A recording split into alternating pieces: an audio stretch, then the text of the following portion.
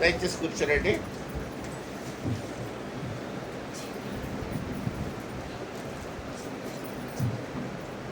ప్రభు అయిన యేసుక్రీస్తు వారి పరిశుద్ధ నామములో మీ అందరికీ కూడా నేను శుభములు తెలియజేస్తూ ప్రభు అయిన యేసు నామములో మీకు దీవెనలు అందిస్తా ఉన్నాను. హల్లెలూయా.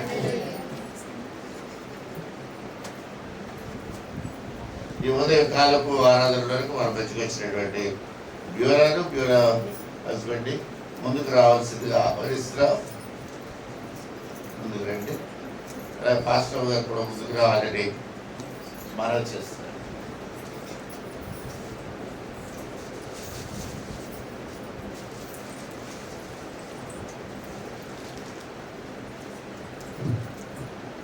మీరు కొరకు పాస్టర్ గారు ప్రార్థన చేస్తారు.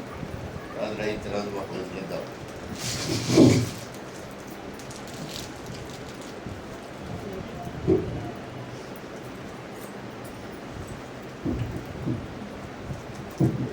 స్తోత్రం తండ్రి, స్తోత్రం తల్లి జగపత్రులకు మాట్లాడుతున్నాం. వారు ఆశపడే ప్రాణం తృప్తిపరిచినప్పుడు తండ్రి వారి బిడ్డల ప్రభావం ఏమైతే అనుకుంటున్నారో వారు ఆశపడే ప్రాణాలు తృప్తిపరిచినట్టు మీరు తృప్తిపడుతున్నారు. ఎంతో ఆశపడుచున్నారు తండ్రి. బిడ్డల ఆయుష ఆరోగ్యం బలం తెచ్చి వారి ప్రభావం జీవితంలో ఇంకా దేవునికి బాధ్యత దయచేస్తారని నమ్మించిన ప్రభావం వారు ఆశపడే ప్రాణాలను తృప్తిపరిచినట్టు ప్రతిదీ కూడా వారి మరి ఇచ్చే బాధ్యత దయచేయండి ప్రభావం. వారు తరలించండి, తప్పు చూపించండి.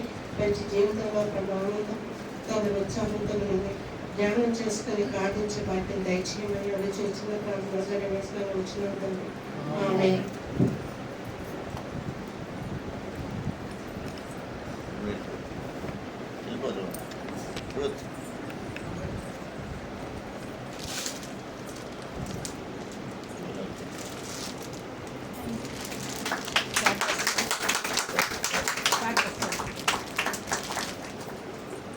హల్లెలూయా.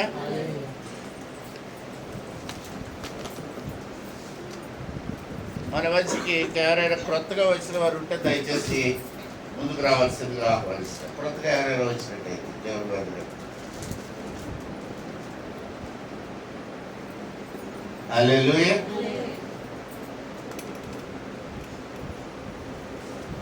ఈ దినం బర్త్డే సెలబ్రేట్ చేసుకుంటున్న మన ప్రియులు A Siddhartha, B Kanakaraju, S Shanti, R Padma వీళ్ళు ఎవరైనా సరే ఇక్కడ ఉన్నట్టు ముందుకు రావాల్సిందిగా ఆహ్వానిస్తున్నారు. ఎవరు లేరండి? సిద్ధార్థ వచ్చినట్టు లేడా? ఓకే.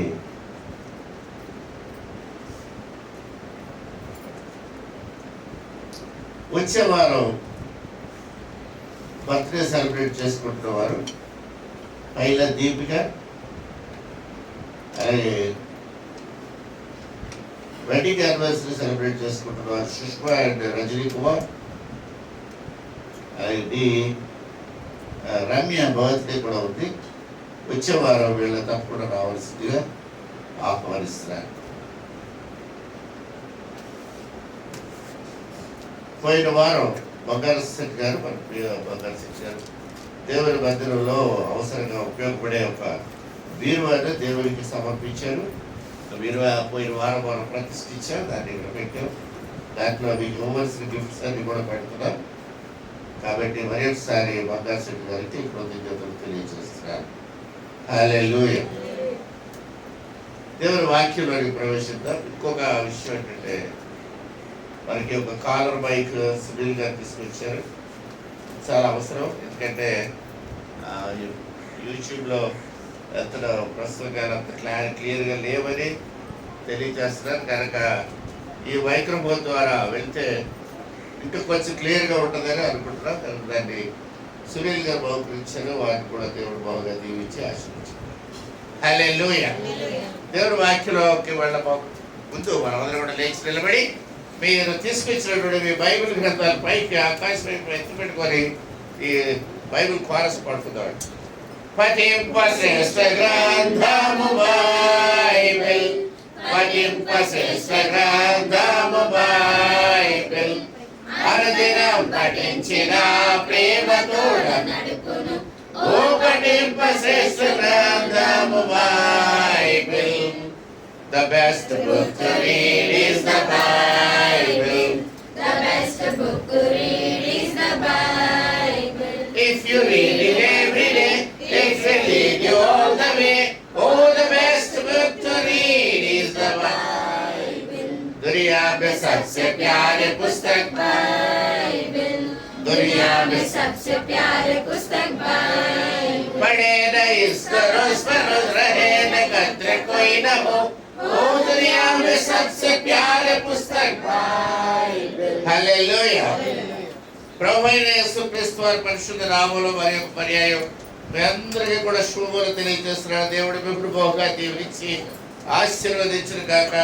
ఎటువంటి ఇన్ఫెక్షన్స్ కానీ వైరస్లు కానీ ఏ విధమైన క్రిములు కానీ విష జంతువులు కానీ మిమ్మల్ని సమీపించకుండా ఆయన తన రెక్కల చాటును భద్రపరిచి కాపాడును గాక. ఆమేన్. హల్లెలూయా, హల్లెలూయా. దేవుని బిడ్డలారా, పోయిన గత వారాల్లో మనం కొన్ని విషయాలు నేర్చుకున్నాం. మొట్టమొదటిది ఏంటంటే ఇరుకు మార్గమున ప్రవేశింప పోరాడి అని ఒక వారం నేర్చుకున్నాం. ఇంకోటి ఏంటంటే చిన్నమంతా భయపడకుండా అనే ఒక వారం నేర్చుకున్నాం. పోయిన వారం మనం నేర్చుకున్న వాక్య భాగం ఎవరికైనా బేసిక్ సెంట్రల్ ఐడియా ఎవరికైనా గుర్తుంటే చెప్పండి. చూద్దాం.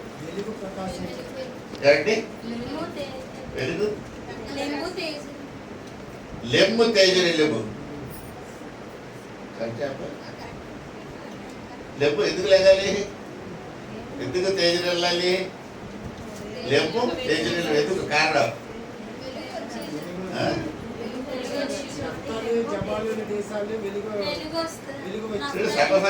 సగం చెప్తున్నారు. అలా కాదండి, ఒక క్లారిటీ ఉండాలి కదా.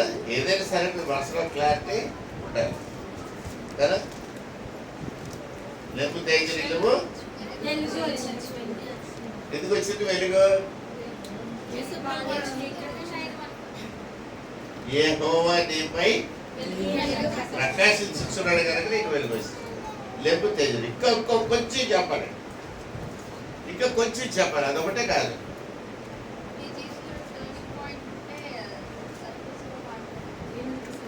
ఒక ప్రవక్త ఏమని రాశాడు? యెషయా ప్రవక్త ఏమని రాశాడు? చీకటిలో ఉన్న వారికి వెలుగు ప్రకాశించాడు అని రాశాడు. ఆ మరణ ఛాయల్లో నివసించు వారి మీద వెలుగు ఎక్కడ అది ఎక్కడ నివసిస్తున్నారు? మరణ ఛాయల్లో నివసించే వాళ్ళు ఎక్కడ బాబు? అంతా నదిలో చేపల్లో ఇస్తున్నారు.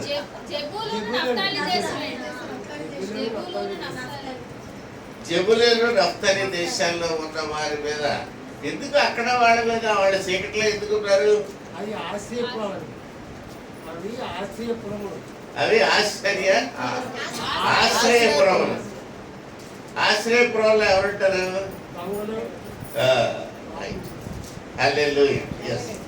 చరిత్ర అంతా చెప్పండి. యెషయా ఈ మాటలు రాస్తున్నప్పుడు యెషయాకి ఇవన్నీ పూర్తిగా అర్థం కాలేదు. దేవుడు చెప్తున్నాడు చీకట్లో ఉన్న వాళ్ళ మీద వెలుగు ప్రకాశిస్తుంది చెప్తున్నప్పుడు జెబూలూను నఫ్తాలి వాళ్ళ మీద ఈ వెలుగు ప్రకాశిస్తుంది అని చెప్తున్నప్పుడు యెషయాకి కూడా పెద్దగా అవగాహన లేదు. రాసేస్తున్నాడు అంతే, పరిశుద్ధాత్ముడు చెప్తున్నాడు, యెషయా రాసేస్తున్నాడు.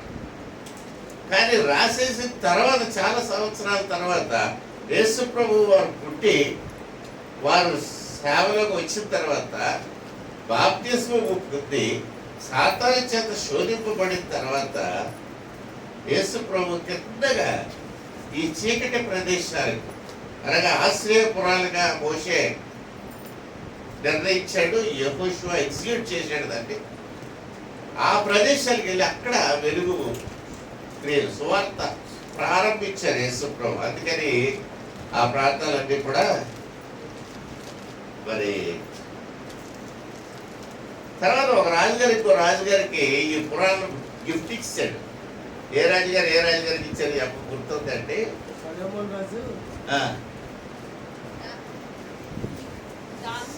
సొలొమోన్ రాజు ఎవరికి ఇచ్చారమ్మా? మరి సొలొమోన్ రాజు ఆ రాజు దగ్గర ఏమేమి తీసుకున్నాడో తెలిసిపోయింది. బంగారం 240 బంగారం 240 తులాలు. బడుగులు. రైట్ రైట్ 240 బడుగులు బంగారం. ఇది ఏ రాజు అంటే రాజు పేరు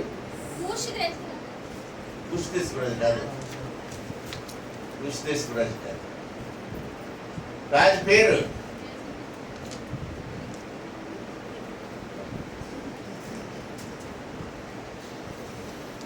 రాజు పేరు ఎవరు చెప్తారు? గిఫ్ట్ తక్కువ చెప్పాలి. ఓకే, రాజు పేరు చెప్పకపోతే ఇంకోటి అడుగుతారు, అది కూడా చెప్పాలి. ఆ రాజుకి ఈ పట్టణాలు 3 పట్టణాలు ఇస్తే 96,000 కోట్ల రూపాయలు ఖరీచేస్తే లెక్క కట్టాం మనం. పూర్వం 40 రూపాయలు రేట్ వేసుకుని 40,000 కదా. అప్పుడు హీరామరాజు ఒక మాట అన్నాడు, ఏమన్నాడు చెప్పాలి.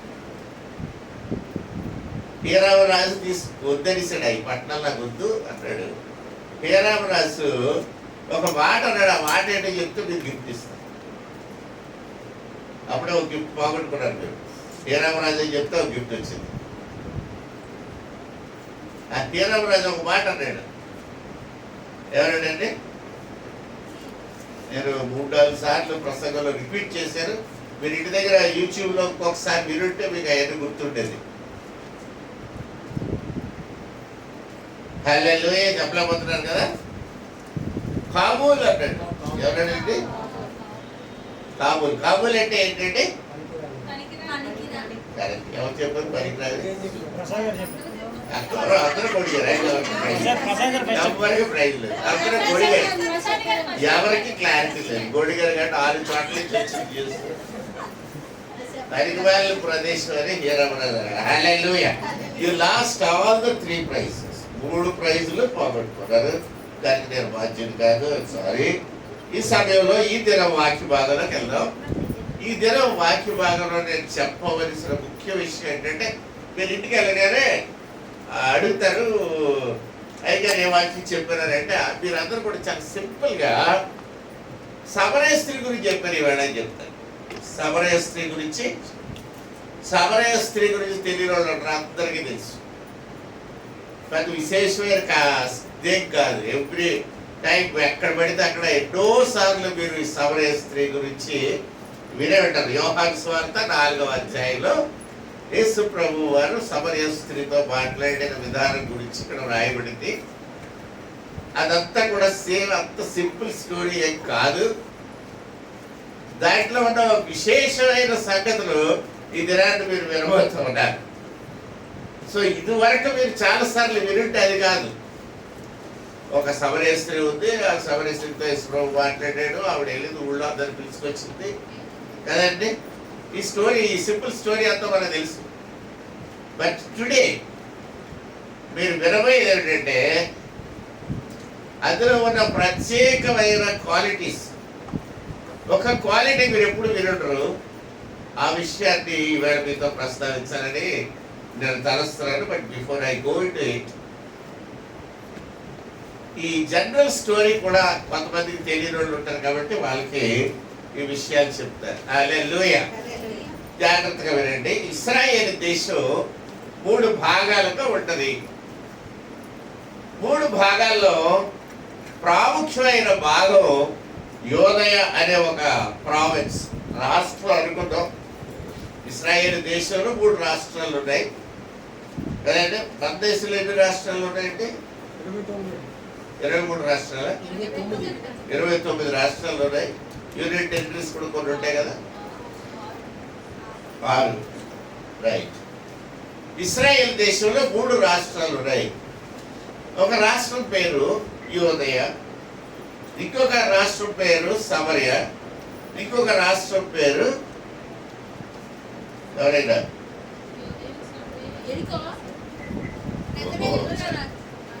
చాలా హై డెప్త్ బైబిల్ నాలెడ్జ్ ఉంటుంది అందరికీ కూడా చాలా డీప్ బైబిల్ నాలెడ్జ్. యోదయ విజయ్ కుమారి ఎవరు చెప్పారండి? రేపు రామ్మ నీ స్వరం పోలిసండి.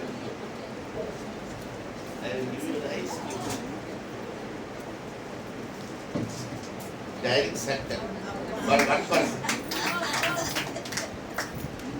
యోదయ, సమరయ, గలిలయ అనే ఈ 3 పేర్లు కనీసం తెలియకపోతే మీరు ఎప్పుడూ కూడా యెరూషలేం దేశాన్ని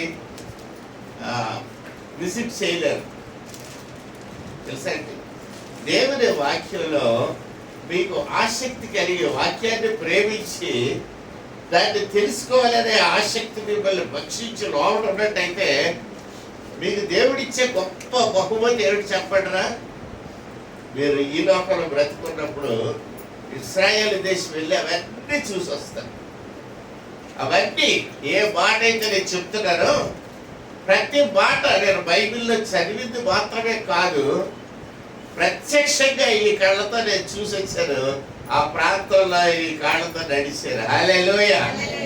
దేవుడు అలా నడిపిస్తాడని నేను అనుకోలేదు. 20 సంవత్సరాల క్రితం, 20 ఎక్కడంటే 40 సంవత్సరాల క్రితం నేను ఉద్యోగంలో కొత్తగా ఉన్న టైంలో ఎలాగైనా ఇశ్రాయేల్ దేశం వెళ్ళాలనే ఉద్దేశంతో అప్పట్లో 60,000 ఉండేది వెళ్ళడానికి. ఈ 60,000 రూపాయలు కష్టపడి పోగేసి కూడబెట్టేసి ఎన్ని రకాలుగా ప్రయత్నించారంటే అన్ని రకాలుగా ప్రయత్నించారు. ఆఖరికి యెరూషలేం వెళ్ళడానికి పాస్పోర్ట్ చేయించుకున్నారు ఆ రోజుల్లో 70లో. ఆ పాస్పోర్ట్ నా దగ్గరకు వచ్చేసింది. చక్కగా తీసి చూశారు. చాలా బాగుంది ఆ పాస్పోర్ట్. అన్ని పేజీలు ఎలా చూసుకుంటా వెళ్ళి చివరి పేజీకి వెళ్ళేసరికి అక్కడ ఒక స్టాంప్ ముద్ర కొట్టుంది. ఎవరో కొట్టుందంటే, ఈ పాస్పోర్ట్ అంటే నువ్వు ఏ దేశం వెళ్ళడానికన్నా సరే ఎమిగ్రేషన్ చెక్ అవసరం లేదు అని ఒక ముద్ర కొట్టుంది. ఎమిగ్రేషన్ చెక్ అక్కర్లేదు అని ఎవరికి కొడతారంటే కేవలం ఐఏఎస్ పాస్ అయిన వాళ్ళకి ఆ దినాల్లో ఆ ముద్ర ఉండేది. నేను ఒక స్టేట్ బ్యాంక్ ఎంప్లాయీగా ఉద్యోగిగా వాళ్ళు ఆ లెవెల్లో తీసుకొని నీకు ఆ ఊరు వెళ్ళిపోయి అమెరికాలో ఎక్కడ సెటిల్ అయిపోతాడన్న ఉద్దేశం అక్కర్లేదు. ఇతనికి భారతదేశంలో ఉన్న మొదటి 5 కంపెనీల్లో ఒక కంపెనీలో ఉద్యోగి కాబట్టి ఈడు ఉద్యోగం వదిలేసి వెళ్ళడం కాబట్టి ఎమిగ్రేషన్ చెక్ నాట్ రిక్వైర్డ్ అని ఒక ముద్ర కొట్టి ఆ పాస్పోర్ట్ ఇచ్చారు. చాలా గొప్పగా ఫీల్ అయ్యారు. ఒక కలెక్టర్లకు ఇచ్చే పాస్పోర్ట్ నాకు ఇచ్చారు అనుకోండి. దాని కింద ఒక ముద్ర ఉంది. అదేంటి తెలుసురా? ఇతను ఏ దేశమన్నా వెళ్ళొచ్చు ఎక్సెప్ట్ ఇజ్రాయెల్. ఇజ్రాయెల్ దేశం తప్ప ఇంకెక్కడికైనా ప్రపంచంలో ఎక్కడైనా తిరగవచ్చు అని. అది చూసేసరికి నాకు గుడి జల్లి మీద నాకు కావాల్సింది ఏంటి? ఇజ్రాయెల్ దేశం వెళ్ళి చూడాలని. ముద్ర ఏం చెప్తుంది? Except Israel you can go anywhere. చాలా కోపం వచ్చింది. ఆ పాస్పోర్ట్ మూలం పడేసింది. సంవత్సరాలు గడిచిపోతున్నాయి. దేవుడి పర్మిషన్ ఇవ్వడా ఇజ్రాయెల్ దేశం వెళ్ళాలని అనుకుంటా. అలా గడిచిపోగా ఒక దినం వచ్చింది. God said no you are now going to Israel. అది ఎలా సాధ్యం అనుకున్నారు? ఆ పాత పాస్పోర్ట్ తీసి చూశారు.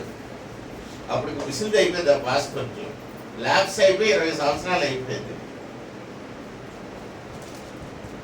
అప్పుడు మళ్ళీ కొత్త పాస్పోర్ట్ గురించి అప్లై చేస్తే వెంటనే నాకు ఇశ్రాయేల్ దేశం వెళ్ళడానికి కూడా పర్మిషన్ తోటి పాస్పోర్ట్ వచ్చింది. హల్లెలూయా. అప్పుడు నేను ఒక్కడే కాదు, మొత్తం కుటుంబ సమేతంగా ఇశ్రాయేల్ దేశం వెళ్ళి ప్రతి పాయింట్ చూసాం. Everywhere Jesus walk. యేసు ప్రభు పుట్టిన స్థలం నుంచి ఆయన నడిచిన ప్రతి ప్రాంతం నడిచి ఆయన చూసిన ప్రతి ప్లేస్ చూసి ఆయన శిలువ వేయబడి మరణించి పునరుద్ధారణ లేచిన సమాధి దగ్గర నుంచి అన్ని కూడా కళ్ళారా చూసి వచ్చాడు. హల్లెలూయా. ఈ గొప్ప దీవెన దేవుడు ఎందుకు ఇచ్చాడంటే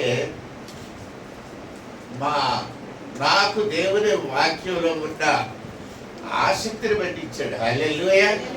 మీకు కూడా నిజమైన the real thrust for your word of God. దేవుని వాక్యము కొరకు నువ్వు తృష్ణ కొనుంటే ఖచ్చితంగా నేను దేశ విదేశాలు అన్నీ కూడా తిప్పొస్తాడు. దేవుడు మీకు అన్ని చూపిస్తాడు. దేవుని వాక్యం అంటే మీకు ఎంత ప్రేమ ఉంటుందో, ఎంత రుచి ఉంటుందో అప్పుడు అర్థమవుతుంది. మామూలుగా అర్థం కాదండి. హల్లెలూయా. సో యోదయ అనే ప్రదేశం చాలా ప్రాముఖ్యమైన ప్రదేశం. యోదయ రాష్ట్రంలోనే యేసు ప్రభువు వారు జన్మించారు. బెత్లెహేం అందులోనే ఉంది. యెరూషలేము దేవాలయం కూడా అందులోనే ఉంది. మరి గెరాజీం అనే పర్వతం కూడా అక్కడే ఉంది. అనేక పర్వతాలు ఉన్నాయి. ఇవన్నీ కూడా ముఖ్యంగా అయినటువంటి ప్రదేశం ఇశ్రాయేల్ దేశంలో ఉన్నది యోదయ రాష్ట్రంలో ఉంది. ఆ తర్వాత ఉత్తరానికి, యోదయకు ఉత్తరానికి సమరయ అనే ప్రదేశం ఉంది. సమరయ అనే ప్రదేశం కొంచెం తక్కువ అని అనుకుంటారు. ఇశ్రాయేలీల్లో కొంచెం ఎక్కువ తక్కువలు ఉన్నాయి. ఈ సమరయలు కొంచెం కొల తక్కువ అని అనుకుంటారు ఎవరు యూదులు. ఇశ్రాయేలీలు సమరయలు కొంచెం తక్కువ జాతుల్లో అనుకుంటారు అంతే. సో వాళ్ళందరూ కూడా సెంటర్లో ఉంటారు. ఇంకా ఉత్తరాన్ని గలిలయ అనే ప్రాంతం ఉంది. యేసు ప్రభు గలిలయలోని నజరేతు అనే ప్రాంతంలో చిన్న బాల్య దశ అంతా కూడా గడిచింది. అంతకాదు, ఒక 4 సంవత్సరాలు యేసయ్య పుట్టిన వెంటనే బెత్లెహేం నుంచి ఎక్కడికి వెళ్ళిపోయాడు? ఆయన ఐగుప్తు దేశం వెళ్ళిపోయాడు. ఐగుప్తు దేశంలో 4 సంవత్సరాలు ఉన్న తర్వాత తిరిగి యేసు ప్రభువుని పట్టుకొని వచ్చేసారు. వాళ్ళు బెత్లెహేంలో ఉండడానికి కొంచెం భయం వేసింది గనక వాళ్ళు గలిలయలోనే నజరేతు అనే ఊళ్ళోకి వెళ్ళిపోయారు. అక్కడే ప్రభు కొంచెం జ్ఞానదేవుడు పెద్దోడయ్యాడు. అక్కడే ఆయన ఒక కార్పెంటరీ షాప్ పెట్టుకొని అందులో వాళ్ళ నాన్నగారికి సహాయపడుతూ, తర్వాత వాళ్ళ నాన్నగారి తదనంతరం యేసయ్యే ముఖ్యంగా కార్పెంటరీ పని అంతా చేస్తూ వాళ్ళ అమ్మని తమ్ముళ్ళని పోషించుకుంటూ ఆ నజరేత్ అనే గ్రామంలో, చిన్న గ్రామంలో ఉంటుండేవారు. ఎక్కడైతే యేసు ప్రభు వారి కార్పెంటరీ షాప్ పెట్టుకొని పనిచేశారో ఆ షాప్ ఇప్పటికీ కూడా ఉంది. ఆయన వాడిన కొన్ని పరికరాలు, కొన్ని రప్పాలు, సుత్తులు అన్నీ కూడా అక్కడ అదే షాప్లో ఇప్పటికీ కూడా ఉన్నాయి. 2000 సంవత్సరాల నుంచి కూడా. హల్లెలూయా. వాళ్ళు నివసించిన ఇల్లు కూడా ప్రక్కనే ఉంటుంది, కొంచెం దూరంలో. ఆ ఇల్లు కూడా ఇప్పుడు ప్రస్తుతం అలాగే ఉంది. దాని మీద పెద్ద చర్చ్ కట్టారు. ఆ పాత ఇల్లు మాత్రం అలాగే ఉంచి వేదన మాత్రం పెద్ద టవర్తో చర్చ్ కట్టారు. అది గలిలయన్ సెంట్రల్ చర్చ్గా ఉంటుంది. ఆ చర్చిలోకి మనం కూడా ఇప్పుడు వెళ్ళి ఇవన్నీ కూడా చూడొచ్చు. హల్లెలూయా. యేసు ప్రభు గలిలయ ప్రాంతంలో నుంచి యోదయ ప్రాంతానికి ప్రయాణం వెళ్తున్నప్పుడు సాధారణంగా యూదులు ఎలాగ వెళ్ళేవారంటే గలిలయలో నుంచి తూర్పు దిక్కున ప్రవహిస్తున్న యోర్దాను నది దాటి తూర్పుకి వెళ్ళిపోయి యోర్దాను నది అవతల ఒడ్డున, తూర్పు ఒడ్డు నుంచి నడుచుకుంటా కిందకు వచ్చి సమరయలో నడకుండా, సమరయ దేశంలో అడుగు పెట్టకుండా మళ్ళీ యోదయలోకి వచ్చి నది దాటి లోపలికి వచ్చేవారు. కానీ యేసు ప్రభు ఒక్కడు అలా చేయలేదు. యేసు ప్రభు సమరయ మార్గంలో వెళ్ళిపోతున్నాడు ఒక రోజుని. ఎందుకు వెళ్ళిపోతున్నాడు అని చూస్తే దేవుని గ్రంథంలో ఏమని రాయబడిందంటే ఆయన ఆ మార్గమున వెళ్ళవలసి వచ్చెను అని రాయబడింది. వెళ్ళవలసి వచ్చెను అంటే there is a pressure on him to go in that way. వెళ్ళవలసిన అవసరం ఉంది కాబట్టి ఆ రూట్లో వెళ్ళాడు. ఒకవేళ అవసరం లేకపోతే ఆయన కూడా అందరిలాగే యోర్దాను దాటి అవతల తూర్పు నుంచి నడుచుకుని వచ్చేవాడు. ఆయన అలా చేయలే. వెళ్ళవలసి ఉంది కాబట్టి ఆ రోడ్లు వెళ్ళాడు. ఈ సమరయ రోడ్డు కూడా వెళ్ళిపోతూ ఉంటే అక్కడ ఏముందట, యాకోబు గారు. యాకోబు ఎవరండి? అబ్రహాంకి ఏమవుతాడు?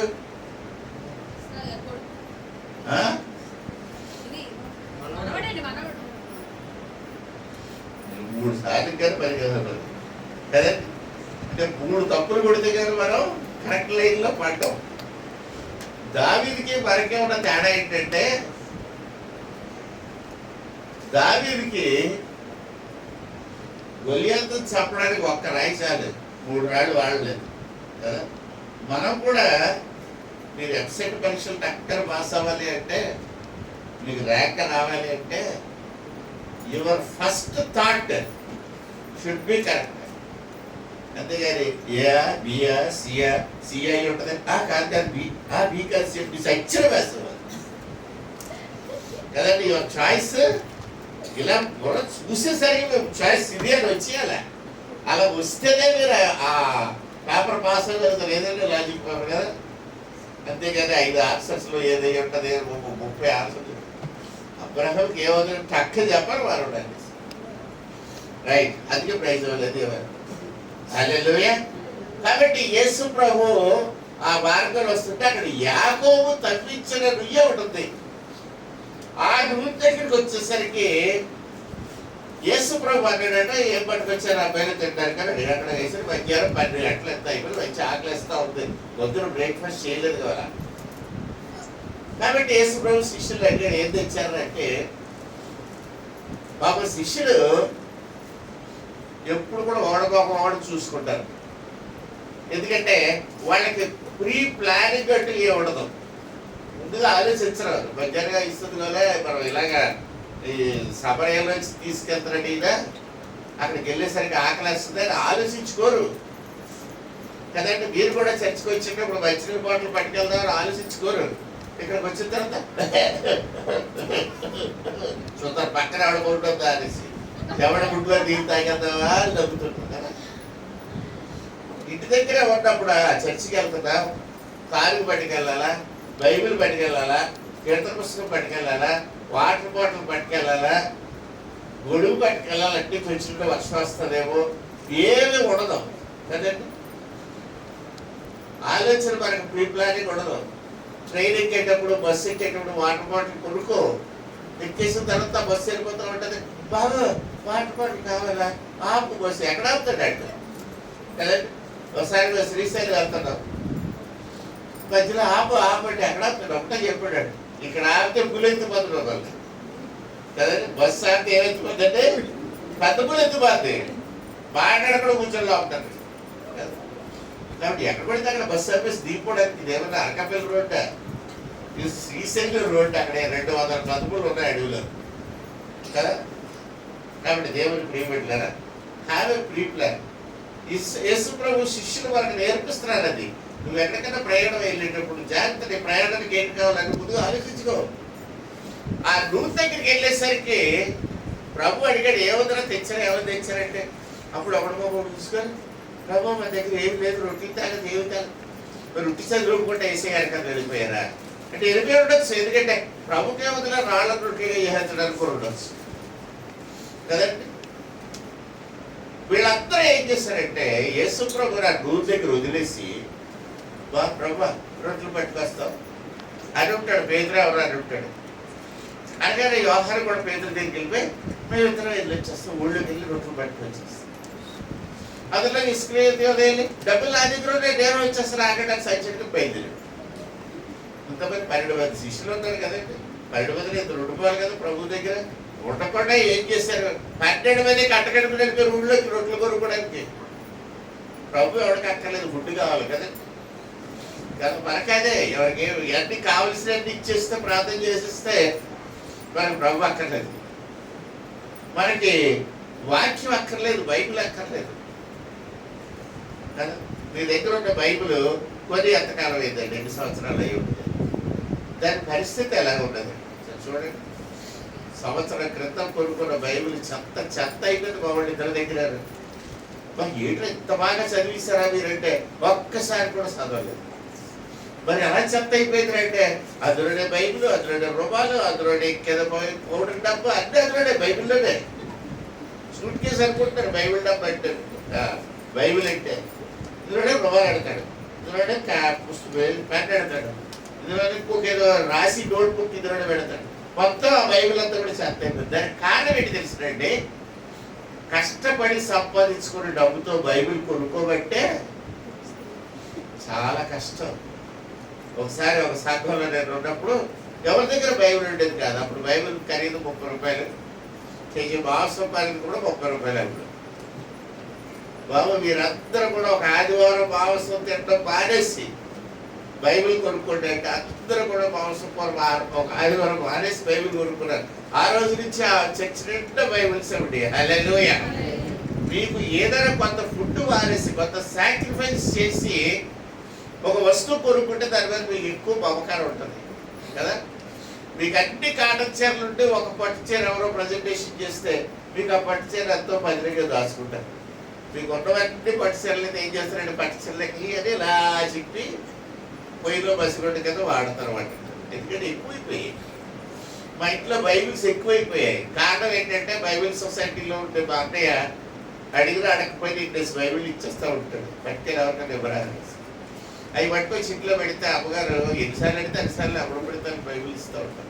సమకైపోయింది. అది చేత బైబిల్స్ పాడైపోతున్నాయి. నా బైబిల్ 20 సంవత్సరాలు వాడతాను నేను, ప్రతి బైబిల్ కూడా. ఇదివరకు 10 సంవత్సరాలు వాడేవాడు, ఇప్పుడు ఎక్కువ వాడుతుంది. హల్లెలూయా. ఇది వాడే కొలిది నాకు విలువ పెరిగిపోతుంది. ఎందుకంటే దాంట్లో అంత నోట్స్ రాసుకుంటారే ఉంటారు. కొంతమంది కనీసం పెన్సిల్ కూడా దాని మీద రాయరట, అలా కొత్తగా దాచుకుంటారట. అలా కొత్తగా దాచుకున్న బైబిల్ ఎందుకు పనికిరాలేదు. నీ బైబిల్ నువ్వు చదువుతున్నప్పుడు నీ థాట్స్, నీ ఉద్దేశాలు, దేవుడు చెప్పే మాటలు అక్కడ రాసుకుంటే it becomes more and more valuable. Because ఈ రైటింగ్ ఇంకెక్కడ ఉండదు. నా పుస్తకం నిండా కలర్స్, రంగులు ఉంటాయి. ఎక్కడ ఏ రంగు దేనికి ఇండికేట్ చేస్తుందో నాకు తెలుసు. ఎందుకంటే బైబిల్ రీడింగ్ లో కలర్ కోడ్ ఉంది, చాలా మందికి తెలియదు. ఏ రంగుతో అండర్లైన్ చేయాలి, ఏ వాక్యం అనే దానికి ఒక పద్ధతి, ఒక రూలు, ఒక సిద్ధాంతం ఉన్నది. అది మీకు చాలా మందికి మనకు తెలియదు, ఎవరికి చెప్పరు. ఎందుకంటే అది తీలైతే చదువుకున్న వాళ్ళకే తెలుస్తుంది. పరలోకం గురించి ఉన్నప్పుడు దాన్ని నీలి రంగు పెద్దతో చేయాలి. సెలవు గురించి మనం ధ్యానిస్తున్నప్పుడు దాన్ని ఎరుపు రంగు పెద్దతో అండర్లైన్ చేయాలి. రాబోయే రెండవ రాకడ గురించి వచ్చినప్పుడు దాన్ని పసుపు రంగు ఎంత గీయాలి. ఇవన్నీ కూడా బైబిల్ స్టడీ గురించి ఉన్నదండి. దాంట్లో 2-3 పద్ధతులు ఉన్నాయి బైబిల్ ఎలా గుర్తుపెట్టుకోవాలన్నది. ఆ సిస్టమ్ ఫాలో అయితే మీకు జ్ఞాపకం ఉండదు. లేకపోతే అబ్రహాముకి యాకోబు ఏమవుతుందంటే ఏదో అవుతాడు అనుకుంటాడు.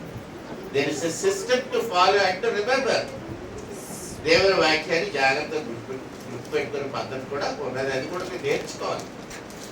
సంవత్సరాలు గుడికి వెళ్తున్నారు, నేర్చుకోవడంలో తప్పు లేదుగా. హల్లెలూయా.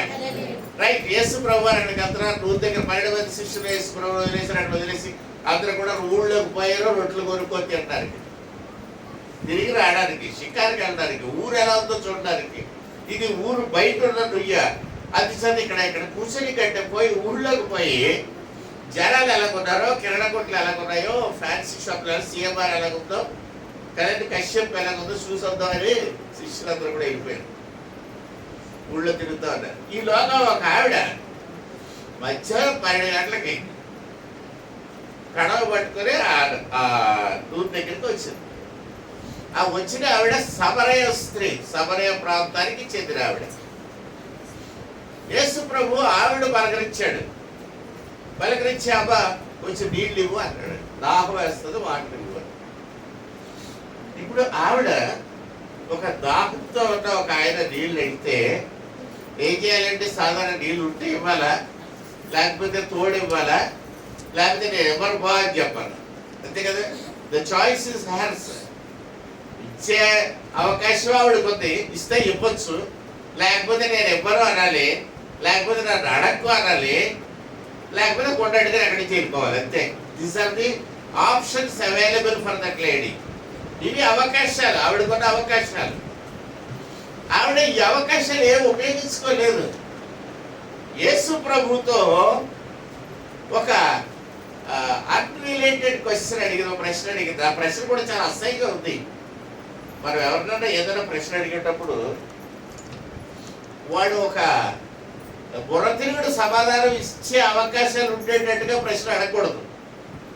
మరి ఎవరైనా అడిగేటప్పుడు అవతలాడు మనకి లాగిలు అప్పకి కొట్టినట్టు సమాధానం ఇచ్చేటట్టుగా మన ప్రశ్న అడగకూడదు. మనం అడిగే ప్రశ్న ఎలా ఉండాలి? కరెక్ట్ సమాధానం రావడానికి వీలుగా ఉండేది అయి ఉండాలి. యేసు ప్రభు కొంచెం దాహం వేస్తే నీళ్ళు అన్నాడు, అందులో తప్పేమి లేదు, అడగవచ్చు. ఆ స్త్రీ ఏమంటుందంటే, నీవు యూదుల్లో ఉన్నావు, యూదుడివి కదండి, నీ అడ్రస్ ఇది, నా అడ్రస్ సమరయ్య, నీకు నాకు పొత్తు లేదు, సాంగత్యం లేదు కదండి, నీకు నాకు రిలేషన్షిప్ లేదు, నువ్వు నన్ను నీళ్ళెప్పని ఎలాగూ అడుగుతున్నావు అన్నది. ఎలాగూ అడుగుతా యేసు ప్రభు మీరు ఎలాగ అడుగుతారు చెప్పండి, ఎలా అడుగుతారండి? మీకు ఒకే ఒకటి ఉందో అడగడానికి, ఏంటిది అది? ఇంకా అడగడం బుక్కుతో అడుగుతారా? నోరండి. నోటితో అడుగుతారు అంతే కదా, బుక్కుతో అడగరు కదా. ఏమని అడిగాడు? నీళ్ళు అమ్మని అడిగాడు. నీవు ఎలా అడుగుతున్నావు అంటే యేసుప్రభు నేను నా నోటితో అడుగుతున్నావు అన్నాడు అనుకుంటే అప్పుడు ఈ సమర స్త్రీ ఏం చెప్తుంది? So sometimes we ask questions like that. మన భాష కరెక్ట్గా లేదండి. మన భాష కరెక్ట్గా ఎందుకు లేదు చెప్పటం మీకు ఒక ప్రత్యేకమైన విశేషమైన సంగతి చెప్తారు. అది ఏంటంటే మనందరికీ కూడా చిన్నప్పటి నుంచి మాటలు వచ్చిన దగ్గర నుంచి వినడం కంటే మాట్లాడడం ఎక్కువ మనకి. Correct, we talk more and hear less. అది తప్పు. దేవుడు మనకు 2 చెవులు 1 నోరు ఎందుకు పెట్టాడు? నువ్వు ముందు వినరా 2 చెవులతోటి, డబుల్ డోస్ విను, అప్పుడు నువ్వు మాట్లాడు అని 1 నోరు 2 చెవులు పెట్టాడు దేవుడు. మన మొక్క మీద ఉన్న ఈ 2 చెవులు మనకి ఏం చెప్తారంటే లిసన్ కేర్ఫుల్లీ. అవతలుడు చెప్తున్నప్పుడు విను, వింటావు నేర్చుకో కదండి. వినేవాడిని ఏమంటారు తెలిసినా? వినేవాడిని జ్ఞాని అంటారు. చెప్పేవాడిని ఏమంటారు తెలిసినా? మూర్ఖుడు అంటారు. ఇప్పుడు నేను మూర్ఖుడు అంటే మీరు జ్ఞానులు, ఎందుకంటే నేను మాట్లాడుతున్నాను, మీరు వింటున్నారు. వినేవాడి జ్ఞాని. ఎందుకంటే యు ఆర్ పాజిటివ్లీ ఛార్జ్డ్. మీరు ఛార్జింగ్ అవుతున్న బ్యాటరీ, వేరేటి డిశ్చార్జ్ అవుతున్న పవర్. నాకున్న జ్ఞానాన్ని నేను వదిలేసుకుంటున్నాను, మీరు లేని జ్ఞానాన్ని సంపాదించుకుంటున్నారు, వాక్య జ్ఞానాన్ని మీరు సంపాదించుకుంటున్నారు. కాబట్టి you are gaining whereas I'm losing. నేను పోగొట్టుకుంటాను, మీరు సంపాదించుకుంటారు. అది మన మెయిన్ తప్పండి. మీరు ఇది కరెక్ట్ చేసుకొని చూడండి. మీ జీవితంలో మీరు ఎదుటి మాట్లాడుతున్నారో మీరు తగ్గండి, వాళ్ళు మాట్లాడేవ్వండి. మాటలన్నీ వాళ్ళు మాట్లాడుతున్నప్పుడు మీరు జాగ్రత్తగా 1 2 3 4 అని గుర్తుపెట్టుకోండి. మీరు సమాధానం చెప్పాల్సి వచ్చినప్పుడు అదే సీక్వెన్స్ లో ఆన్సర్ చెప్పండి. ఎంత బ్యూటిఫుల్ గా ఉంటుందో తెలుసా? అవర్ రిలేషన్షిప్ విత్ అదర్స్, మన స్నేహితులతో కానీ బంధువులతో కానీ చర్చ్ మెంబర్స్తో కానీ ఎవరితోనైనా సరే మీరు ముందు విని తర్వాత సమాధానం చెప్తే you are a very good friend of everybody.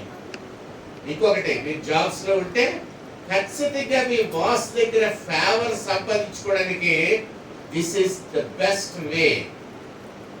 మంచిగా అనిపించుకుంటారు. ఈసారి ఖచ్చితంగా అన్ని వింటాడు నేను చెప్పేది కలుగుతుంది.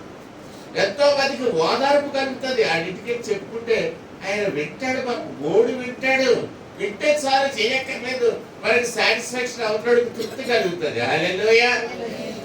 కనుక ఈ సమరయ స్త్రీ యేసు ప్రభుతో మాట్లాడుతున్నప్పుడు ఏం చేస్తుందంటే, ఫస్ట్ ఆఫ్ ఆల్ నీకు నాకు జాతి తేడా ఉంది, నీ జాతి వేరు నా జాతి వేరు, నువ్వు నా దగ్గర నీళ్ళు అడుగుతున్నావు, ఎలా అడుగుతున్నావు అని ఒక బ్లంట్ గా రిఫ్యూజ్ చేశాడు. అప్పుడు యేసు ప్రభు ఈ కొమ్ములు తిరిగిపోయిందని ఎలాగా దారిలోకి తీసుకురావాలా అని ఆలోచించి ఆయన కొడుకు పడని కొన్ని సంగతులు ఆవిడకి చెప్పబోవాలి. ఆవిడకి అర్థం కాదు. మనకి కూడానండి అడవిలో ఏనుగులు పట్టుకుంటారు ఆఫ్రికా ఖండంలో. ఆ ఏనుగులు అడవిలో తిరిగిన ఏనుగులు కనుక అవి మరి మాట మావిడి కూడా ఉండడానికి ఎవడు చెప్పినా వినవు. వాటికి ఆ స్నాక్స్గా తినడం, చెట్లు పడగొట్టుకోవడం, ఆ గడ్డి తినడం, అటు దెబ్బలాడుకోవడం ఇదే అలవాటు. అది చేత ఏం చేస్తారంటే దాని చుట్టూ ఏనుగులు తీసుకెళ్ళి మధ్యలో దాన్ని పెట్టి అలాగే ఈడ్చుకొస్తారు. దాన్ని తీసుకొచ్చిన తర్వాత దానికి గొలుసులు వేసి కట్టేసి కొంతకాలం గడ్డి గట్ర ఏమైకుండా ఎగరబెడతారు. బాగా ఆకలేసిన తర్వాత అప్పుడు అది మాట్లాడడం మొదలెడుతుంది. ఏం చేస్తుంది మరి కదండి, పొట్ట వాడిపోయిన తర్వాత, కొమ్ము కరిగిపోయిన తర్వాత, కళ్ళు తిరిగిపోతున్న టైంలో కొంచెం నీళ్ళు ఇస్తే బాబు అయ్యే చాలా ఈ కళ్ళు తిరిగిపోతున్నాయి ఎంతో తాగేసి విక్రి పడకుండా చెప్పిన మాట వినడానికి ఇష్టపడతారు. అలాగే కొంతమంది జారుడు ఏంటంటే నీకు అర్థం కాని విషయాలు చెప్తే అదేంటో పిచ్చిక్కిపోయి దేవుని మాట వింటారు. యేసు ప్రభు అదే టెక్నిక్ అక్కడ వాడు ఏం చేసినట్టు ఆవిడకి, అబ్బా నువ్వు నీళ్ళు ఇస్తావు, నేను తాగుతాను, మళ్ళీ దాహమంది మళ్ళీ కావాలి, కానీ నేరుగా నీకు నీళ్ళు ఇస్తే నువ్వు మళ్ళీ ఇంకెప్పుడు దాపేది నీకు అని చెప్పు. చెప్పగానే ఈవిడికి డౌట్ వచ్చింది. ఏంటంటే ఈయన దగ్గర అంత మంచి నీళ్ళుంటే ఆయన తాగొచ్చుగా, నా దగ్గర నీళ్ళు అడుగుతాడండి కదండి. ఆయన దగ్గర ఉన్న నీళ్ళు ఆయన తాగిసినట్టు అయితే నాకు దాహం అయింది కదా, ఇంకా మరి మళ్ళీ అన్న అడగడం ఎందుకు అని ఒక డౌట్. రెండోది ఏంటంటే చిన్న ఆశ కలిగింది, మరి ఆ నీళ్ళు నాకిస్తే ఎలా ఉంటుంది, నాకు దాహం అయ్యదు, అప్పుడేం చేయాలి, నేను ఈ నూతి దగ్గరికి రాక్కర్లేదు కదా. అనగానే దాని అర్థం ఏంటంటే మనిషి సుఖాన్ని కోరుకుంటాడు, కష్టపడటం ఇష్టం ఉండదు మనకి కదండి. మనకి ఇంట్లో పనిచేయడం ఇష్టం ఉండదు కదా. ఇంట్లో రోజు స్వాబ్ పట్టుకొని ఇల్లంతా తడిపట్టేట్టుకుంటే ఒళ్ళు చక్కగా తింటే చక్కగా ఉంటుంది కదా. అది ఇష్టం ఉండదు మనకి. మనకి ఏం చేయాలి, డబ్బులు ఖర్చు పెట్టి అక్కడికి వెళ్ళి అక్కడ మిషన్ ఉంటుంది, అది టేప్ వెళ్ళిపోతుంటుంది ఇలాగ, దాని మీద పరిగెట్టాలి, దాని మీద పరిగెట్టడం నీకు ఇష్టం. ఇంట్లో పని చేస్తే ఎక్సర్సైజ్ కాదా, ఇల్లు తుడుచుకుంటే కాదా, అంట్లు తోపుకుంటే కాదా, వాకలు తుడిస్తే కాదా, జిమ్కి వెళ్ళి అరకేడు వందలు కట్టి అక్కడ బస్కిల్ తింటారు, బస్కిల్ ఆ బస్కిల్ ఇక్కడ తీయొచ్చుగా కదండి. రోజు బిందె అడిగారు బస్కిల్ తీస్తే అంత బాగుంటుంది. ఆ బిందు పెట్టుకెళ్ళే అవకాశం లేదు బయటలో, ఎక్కడ పడితే అక్కడ కొలాయిలు గుర్తు వచ్చేది లేదు, అందుకే ఇక్కడ అక్కడికి వెళ్ళి బస్కిల్ తీయాలి. కాబట్టి దేవుడు ప్రియబిడ్డలారా, సుఖానికి అలవాటు పడిపోయిన ఈ సమరయ స్త్రీ కూడా సుఖం కావాలి, నూనె దగ్గరికి నడిచి రాక్కర్లేదు, నీరు పొద్దు మోసుకెళ్ళక్కర్లేదు. అందులో ఆవిడ ఇంకో ప్రాబ్లం ఉంది, ఏంటంటే ఉదయాన్నే అందరూ వచ్చి నీరు పట్టుకుపోతుంది, ఈవిడ ఉదయాన్నే అక్కడికి వెళ్ళలేదు. ఎందుకంటే అక్కడ అందరూ అమ్మలక్కలు చుట్టూ చేరి ఇది ఎలాంటిది అది అలాంటిది అని అంటారు. ఇప్పుడు ఆ బాధ పడకుండా ఉండాలంటే ఏం చేయాలా, ఈవిడ మధ్యాహ్నం ఎవ్వరు లేనప్పుడు నీళ్ళు అంటే ఈవిడ అక్కడికి చూసుకుంటుంది అనమాట. నూనె దగ్గర ఎవరు లేరా, ఎవరు లేరంటే బిందెలు బయటికి వెళ్ళాలి, ఆ నీళ్ళు తెచ్చేసుకోవాలి, ఈ అవస్థ. అందుకనే యేసు ప్రభు ఏమడిగిందంటే ఒక మాట అడిగింది, ఏమనంటే నీ దగ్గర చాద బొక్కెన అంటారు కొన్ని ప్రాంతాల్లో, చాద లేదు, బకెట్ లేదు, తాడు లేదు, నువ్వు ఆ నూతుల నీళ్ళు ఎలా తోడతావు, నా దగ్గర అయితే చాద ఉంది, పొట్టు ఉంది, నేను నీళ్ళు తోడగలను, అందులో పోయగలను, నీకు ఇవ్వగలను, అది పడిపోగలను. వేరస్ నీ దగ్గర చాద లేదు, నీళ్ళు ఎలా వస్తాయి, పెద్ద డౌట్. ఆ తర్వాత ఇంకేం అడిగిందండి ఆమె యేసు ప్రభుని,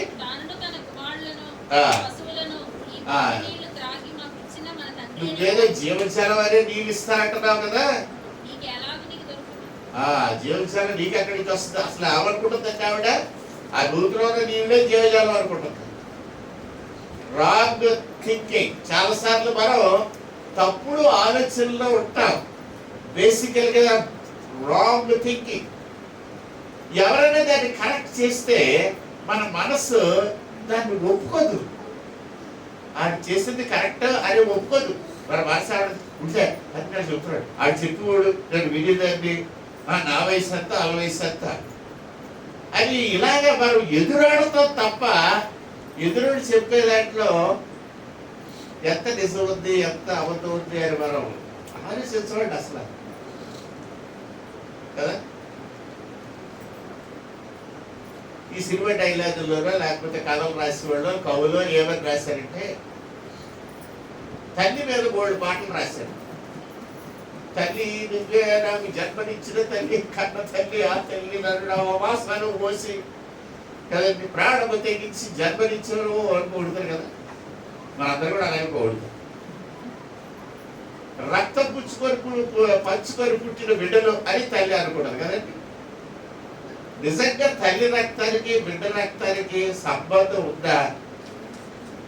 లేదు కదా, అస్సలు లేదు. అడగండి, తల్లి ఏ పాజిటివ్ అయితే ఆవిడ పుట్టే పిల్లలందరూ ఏ పాజిటివ్ లో పుడతారా? మరి ఎలాగ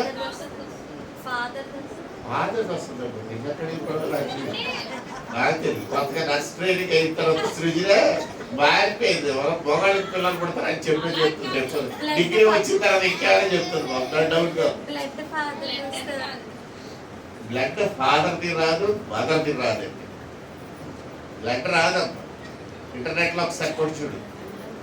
ఓకే, నేను డాక్టర్స్ 3 మంది అడిగారు. నో, మొట్టమొదటి రక్తపు చుక్కలు ఏ బిడ్డకైతే చిన్న కాలేయం ఫార్మ్ అవుతుందో, లివర్ ఫార్మ్ అవుతుందో, ఆ లివర్ ఒక 5-6 చుక్కల రక్తాన్ని తయారు చేస్తుంది. ఆ 5-6 చుక్కల రక్తం తయారయిన తర్వాత బిడ్డలో అదే రక్తం మల్టిప్లై అవుతుంది. హల్లెలూయా. అమ్మ రక్తానికి, నాన్న రక్తానికి, బిడ్డ రక్తానికి సంబంధం లేదు అని మెడికల్ బుక్స్ అన్ని చెప్తున్నాయి. కాబట్టి మనకి రకరకాల బ్లడ్ గ్రూపులు వచ్చాయి. ఇప్పుడు బ్లడ్ అనాలిసిస్ ఎంతవరకు వెళ్ళిందంటే ప్రతి ఒక్క వ్యక్తి కూడా సపరేట్ గ్రూప్ ఆఫ్ బ్లడ్ ఉంది. ఫింగర్ ప్రింట్స్ ఎలాగైతే తేడా ఉంటుందో, కార్డియో ఎలాగైతే తేడా ఉంటుందో కంటిలోది, మరి ఆధార్ కార్డుకి ఆధారం అదే. మరి ఆధార్ కార్డుకి ఆధారం ఏదండి? నీ కంటిలో ఉన్న ఫోటో, అది దానికి ఆధారం. మన ఫోటో కాదు. మనమైతే ప్లాస్టిక్ సర్జరీ చేసుకొని ఇక్కడ వేసాలు ఇక్కడ పెట్టుకోవచ్చు, కానీ కంటిలో కార్డియో మాత్రం మార్చలేవు. అందుకే ఆధార్ కార్డుకి ఆధారం ఏంటి? కన్ను ఫోటో తీస్తారు. అలాగే ఈ తల్లి కడుపులో ఉన్న బిడ్డ యొక్క రక్తానికి, తల్లి రక్తానికి సంబంధం లేదు. నేను ఈ మాట ఖచ్చితంగా మీకు చెప్పాను అనుకోండి, చాలా మంది తల్లులకి కోపం వచ్చేది, చాలా మంది పిల్లలకు కూడా కోపం వచ్చేది. నీకు అమ్మ మీద ప్రేమ ఉంచుకో, గౌరవించు, తల్లిదండ్రులు సన్మానించు, ఓకే, కానీ నీ రక్తం అమ్మ రక్తం ఒకటి కాదు. నీ రక్తం యువర్ బాడీ హెస్ ప్రొడ్యూస్. నీ రక్తాన్ని యేసు ప్రభు నీలో జనిపచేసాడు. అందుకే ప్రభు ఏమంటాడంటే ఆయన రక్తాన్ని ఇచ్చి మన పాపాన్ని కడిగాడు. హల్లెలూయా. ఆయన రక్తంతో మన పాపం ఎలా కడుగుతున్నాడు అన్నది అర్థం చేసుకోవడానికి ప్రయత్నం చేసినట్టయితే, అర్థం చేసుకోవాల్సిన అవసరం లేదు, విశ్వసిస్తే చాలు, నమ్మితే చాలు. కానీ అర్థం చేసుకోవడానికి ప్రయత్నిస్తే నీ శరీరంలో నీ రక్తం ఎలా జనరేట్ అయిందో అర్థం చేసుకోబోతుంది. అప్పుడు ప్రభు రక్తం నుండి ఎలా పరిశుద్ధపరుస్తుందో అర్థం అవుతుంది. హల్లెలూయా. నేను చెప్పింది మళ్ళీ అర్థమైందండి ఎవరికైనా? నీ ఒంట్లో నీ రక్తం ఎలా వచ్చిందో నీకు తెలిస్తే యేసు రక్తం నుండి ఎలా పరిశుద్ధపరుస్తుందో అర్థం అవుతుంది. లేకపోతే అర్థం అవుతుందండి. రెండో ఎక్కం రాకుండా ఏ స్క్వేర్ ప్లస్ బి స్క్వేర్ అంటే మొదలెట్టారు అనుకోండి, అసలు స్క్వేర్ ఏంటి, ఏ ఏంటి, బి ఏంటి. కాబట్టి మీకు రెండో ఎక్కం ముందు రావాలి, అది మర్చిపోకూడదు. మూడో ఎక్కం రావాలి, అది మర్చిపోకూడదు. ఈ టేబుల్స్ అన్ని వచ్చిన తర్వాతే మీకు ఎక్స్లు, వైలు, జెడ్లు, పీలు, క్యూలు ఇంట్రడ్యూస్ చేస్తున్నాం. అంతేగాని చిన్నప్పుడు ఎవరే ఎక్స్ అంటే ఇది, ఎక్స్ వాల్యూ ఇది, వై వాల్యూ ఇది అని చెప్తే ఎవరు అర్థం అవుతుంది? హల్లెలూయా.